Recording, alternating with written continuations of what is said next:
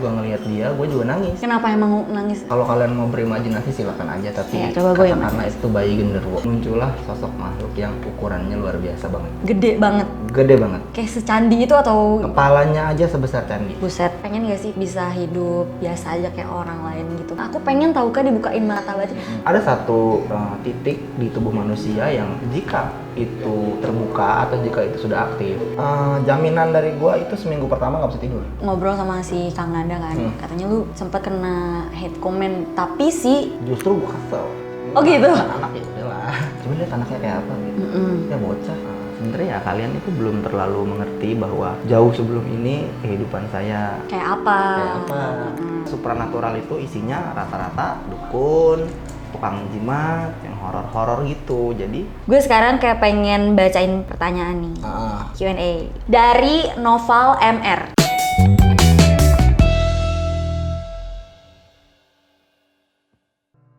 Hai semuanya, welcome back to my YouTube channel. Seperti yang udah kalian minta nih, gue udah bisa mendatangkan Mas Didit. mendatangkan itu. Tapi sumpah, paling nomor satu banget yang diminta sama subscriber gue itu adalah lu. Kayak mereka tuh pengen tahu lebih dalam gitu tentang lu. Ya udah siapin. Tapi sebenarnya gue tuh baru first time banget ketemu sama Mas Didit karena nggak sempet kita kerja bareng ya.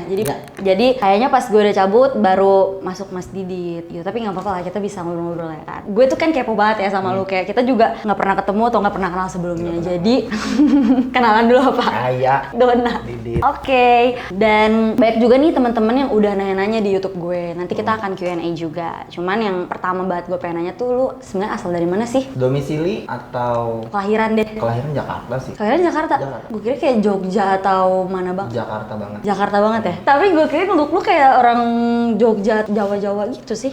Enggak juga sebenarnya. Kalau kayak gini ya, bahasa gua dari kecil gua diajarin bahasa Jogja halus.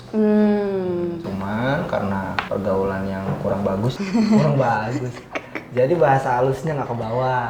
Oke. Tapi kalau ngomongin si supranatural atau kayak sekarang profesi lu, itu sejak kapan? Pengalaman pertama lah gitu. Ya. Umur 3 tahun. Umur 3 tahun diapain? Ngeliat apa? Umur 3 tahun itu gua bangun tidur di rumah nenek waktu gue ikut nenek. Jadi ada bayi juga di atas kayak Ethernet gitu.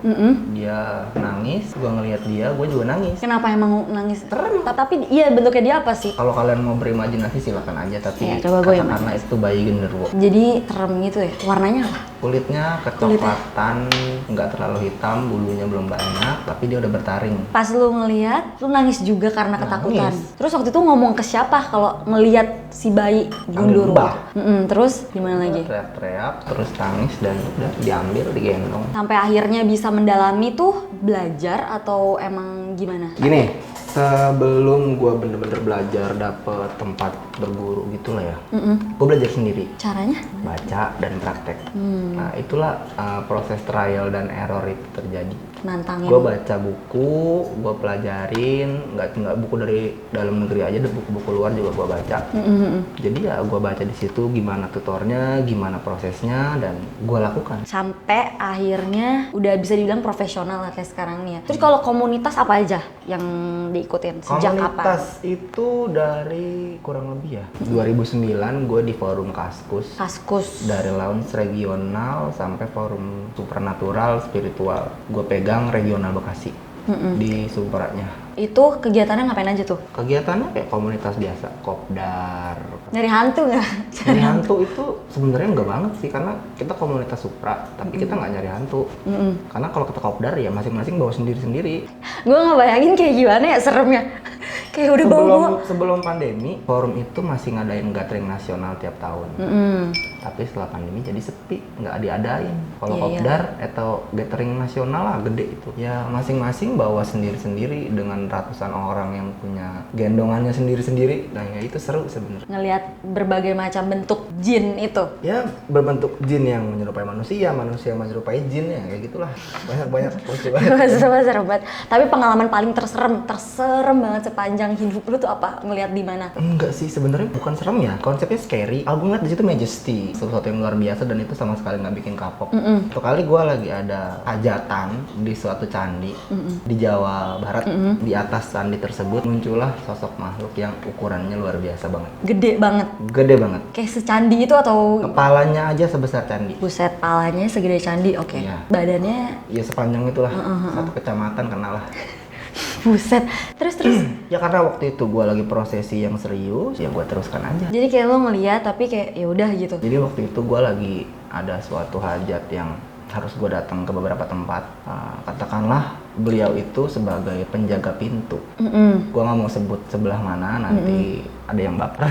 Oke. Penjaga pintunya muncul, mempersilahkan, ya dari situ kita lanjut ke tempat berikutnya. Baru tuan rumahnya Yang datang.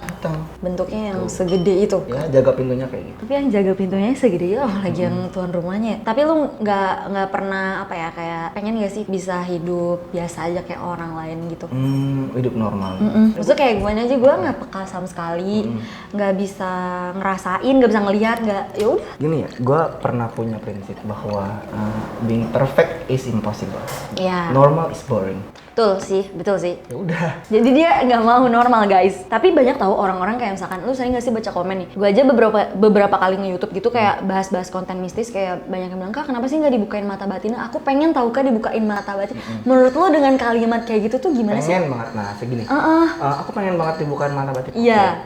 Untuk hal yang dia ucapkan tadi, dia nggak mengerti betul-betul apa itu artinya dibukakan mata batin. Mata batin. Nah, kalau udah dibuka tuh gimana prosesnya sampai akhirnya bisa ngelihat? Untuk bicara proses, beda metode, beda aliran, beda cara. Cuma sebelumnya mata batin yang terbuka itu bukanlah sebuah tujuan.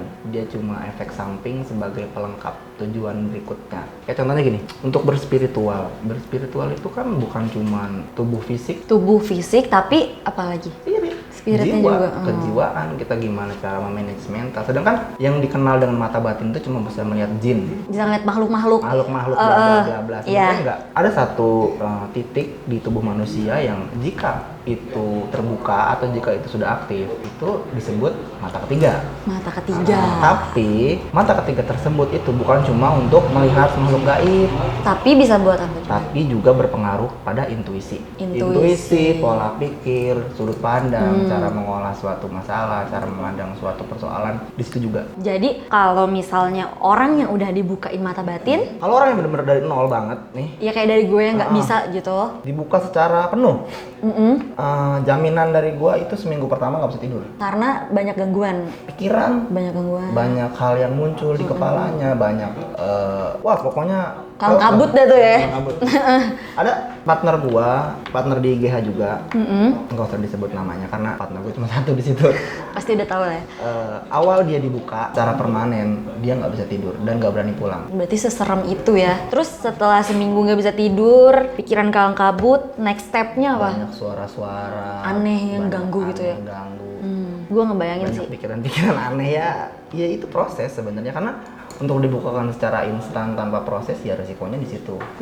Cuman yang paling aman adalah dengan proses. Cuman kebanyakan orang menghindari proses itu. Maunya yang langsung instan Maunya aja. langsung instan, tapi resikonya jauh lebih besar yang instan dibandingkan yang Itu serem sih. pelan-pelan. Ya memang serem karena ini bukan sebuah yang main-mainan ya. Terus kalau misalkan bully-membuli gimana? Ada nggak hate comment yang bikin lo? Gue tahu sih lo pasti kayak bodo amat, cuman pasti ada aja kan kadang yang bikin kesel gitu kalau mood lagi nggak. Membuli itu kayaknya sampai hari ini dari ya kan gua ada fanbase juga. Nggak ada.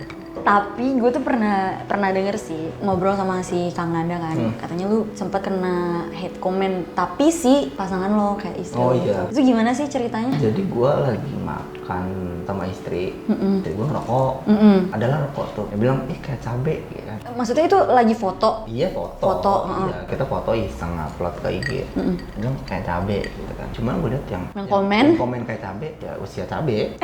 Ya dia yang cabenya gitu. Ya udah santai aja sebenarnya, nggak ngaruh sih sebenarnya. Tapi kan kalau kayak gitu-gitu kan suka kesel juga dong pasti kalau di komen-komen kayak gitu. Kalau orangnya udah gede, Udah dewasa. gitu, justru gua kesel. Oh gitu? Anak-anak ya udahlah, nanti nggak ngerti apa yang dia Terus lu bicarain. tanggepinnya gimana pas lagi di komen kayak gitu? Ada yang lapor admin fanbase, bang gini, coba lihat anaknya kayak apa gitu.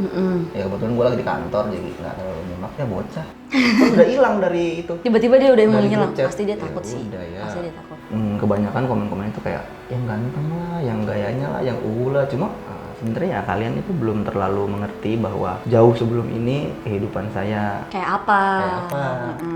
Iya, lucu ya emang karena basic gue dari komunitas dan komunitas supranatural itu isinya rata-rata dukun, tukang jimat, yang horor-horor gitu. Jadi ya memang seperti itu. Kalau misalkan kodam, nih gue pengen tahu nih, kodam pendamping, pusaka, raja, konjurasi, aura itu apa sih? Jujur aja nih gue nggak tahu dan gue pengen tahu sih perbedaan dari mereka. Nah, coba satu-satu. Kodam pendamping itu adalah makhluk entitas non fisikal yang ada menyertai manusia.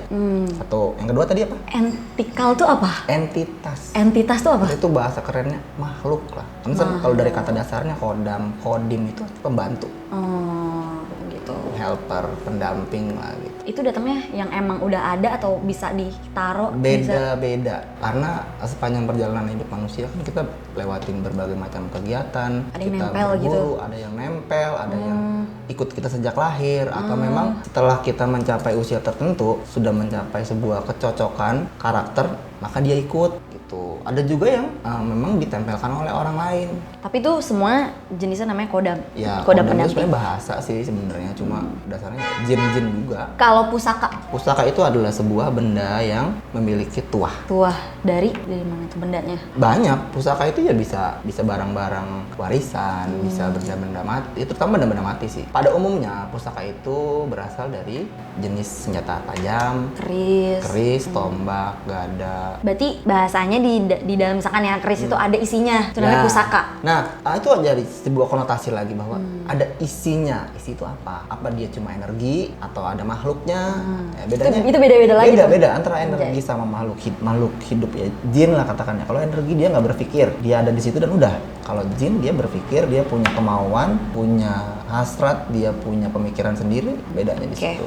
Kalau raja itu katakan secara umum adalah tulisan atau gambaran yang mempunyai khasiat tertentu, gitu aja sih simpelnya. khasiat tertentu. Ya, tergantung dia bikinnya buat apa. Oke, kalau konjurasi. Kayaknya gue kayak lagi bahas. Iya, konjurasi itu adalah proses pemanggilan atau pengundangan, bahasa Indonesianya atau bahasa gampangnya nyambat lah. Nyambat. Memanggil, mengundang dan menempatkan pada suatu posisi tertentu, baik itu sebuah hal yang permanen atau tidak. Contohnya gini, ini ada benda nih. Ya.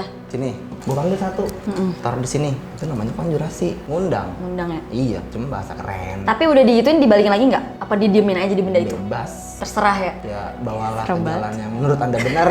Wah, anjir. Horor banget. Oke, gue sekarang kayak pengen bacain pertanyaan nih. Q&A.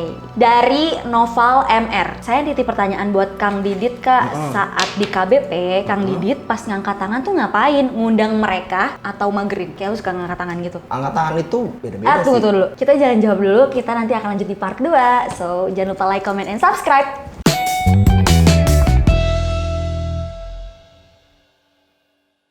Kenapa Kang Didit nggak pernah kemasukan sama sekali, nggak kayak Kang Nanda? Ini ada 1.573.000 orang yang nanya. Gini, Karena banyak banget yang nanya. untuk bisa kesurupan itu kita perlu beberapa hal pendukung. Pertama, manusianya mengizinkan. Tapi ini bisa dicoret jika kondisi tubuhnya yang mengizinkan, bukan pikirannya yang mengizinkan. Yang kedua, untuk makhluk halusnya, jinnya mampu